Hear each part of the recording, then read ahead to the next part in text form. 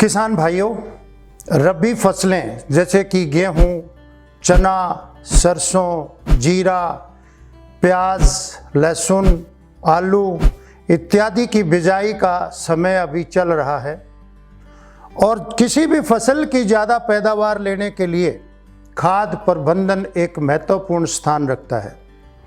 और हम ये भी जानते हैं कि जाने अनजाने में रासायनिक खादों के अधिक प्रयोग या असंतुलित प्रयोग से मिट्टी का स्वास्थ्य तो गिरता ही है, साथ में पैसे भी बर्बाद होते हैं। तो आज मैं Satyajit Singh JU agri sciences के ज्ञान सागर प्रज्ञान में आपको खाद संबंधित कुछ बात करना चाहता हूँ। पहले हम ये समझने की कोशिश करते हैं कि आप जो भी खाद, रसायन खाद जैसे यूरिया, DAP, सुपर आदि जो अपनी फसलों में प्रयोग करते हैं यानी कि डालते हैं, उसमें से आपकी फसल कितना उपयोग करती है। तो दो शब्द मैंने बताए, प्रयोग जो डाला, उपयोग जो डाले में से फसल ने खाया। तो आपको जान के हैरानी होगी कि जो भी आप खाद अपनी फसलों में प्रयोग करते हैं उसका एक बड़ा हिस्सा फसलों के काम नहीं आता है, बहुत कम हिस्सा ही फसलें उपयोग कर पाती हैं। यूरिया 3 में से 1 बैग काम आता है, यानी कि 30 से 33%, 34%। और DAP के केस में या फास्फोरस वाला खाद सुपर के केस में तो ये सिर्फ 15 से 20% तक ही काम आता है। तो अगर हम एक चीज़ सोच के देखें कि अगर हम उपयोग बढ़ा दें, जो आपने प्रयोग किया था उसका अगर हम उपयोग बढ़ा दें तो प्रयोग को कम कर सकते हैं कि नहीं। इसी तरह आप यह स्लाइड में देखेंगे कि मैंने इस स्लाइड में 10 एरो दिखाए हैं, यानी कि मैंने प्रयोग दिखाया कि 10 बैग आपने एक साल में प्रयोग किए, इसमें से आपकी फसल सिर्फ 3 उपयोग करती है। तो अगर 3 की जगह 5 उपयोग होने लगे तो आपको 10 बैग देने की जरूरत नहीं है, आपका काम 7 में भी चलेगा।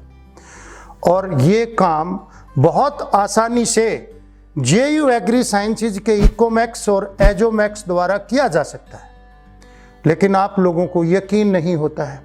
उस यकीन को दिलाने के लिए आप यहाँ पे उन संस्थानों की सूची देखेंगे जिनसे आपको पता चलेगा कि इकोमैक्स के प्रयोग से रसायन खाद घटा के पैदावार को बढ़ाया जा सकता है। इनमें सबसे पहले देखिए आप, धान के अंदर 2018-19 में ICR का इंस्टीट्यूट करनाल, फिर गेहूं में 2012-13 में ICR DWR करनाल, फिर गेहूं में 2018-19 में ICR के इंस्टीट्यूट DWR करनाल के अंदर, इसी तरह कपास के अंदर राजस्थान में गंगानगर, फिर दूसरा गंगानगर में फिर किया 2019 के खरीफ सीजन में, फिर कपास में महाराष्ट्र में अकोला के यूनिवर्सिटी के अंदर, इसके बाद मूंगफली में Rajasthan agriculture university Bikaner, soybean में ICR का इंस्टीट्यूट इंदौर के अंदर वहाँ पे ट्रायल किया, आलू के अंदर गुजरात में दिशा के अंदर किया और धान के अंदर बंगाल के अंदर 2016-17 में किया। इन सभी ने एक चीज़ हमको बताई कि रसायन खादों के प्रयोग को घटाकर एजोमैक्स और इकोमैक्स के प्रयोग से हम अपनी पैदावार को बढ़ा सकते हैं। अब सही समय है, आप एजोमैक्स 10 ग्राम प्रति एकड़ बीज के साथ मिला के मिट्टी में इस जीवाणु को पहुंचाएंगे, और बीज के साथ नहीं मिला पाए तो यूरिया के अंदर मिला के भी हम इसको अपनी ज़मीन के अंदर पहुंचा सकते हैं।